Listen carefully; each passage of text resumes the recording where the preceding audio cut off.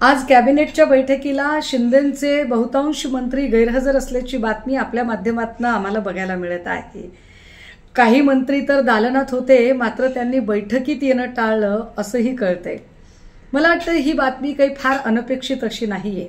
मुळात वाया सुरत गुवाहाटी करत जेव्हा शिंदेंनी हा प्रवास केला तेव्हाच शिंदेंना हे सगळं ज्ञात असायला हवं की त्यांनी जे पेरलेलं आहे तेच उगवणार आहे। भाजपा कुणाशीही मैत्री ठेवू शकत नाही। भाजपा कुणाशीही प्रामाणिक राहू शकत नाही।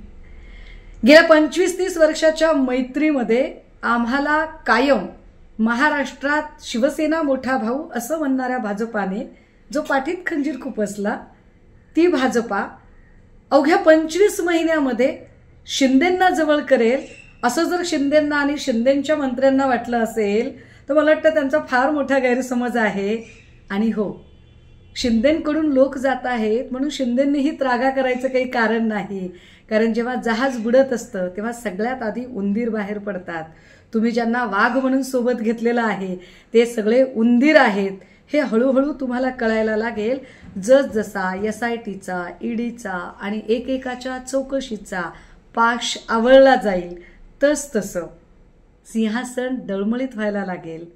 आणि त्याचा पुरावा आत्ता दिसत आहे।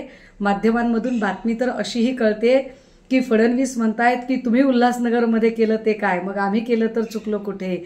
मला वाटतंय ठकास महाठक दोघेही एकमेकांना भेटलेले आहेत, त्यामुळे छान चाललंय सगळं। शुभेच्छा।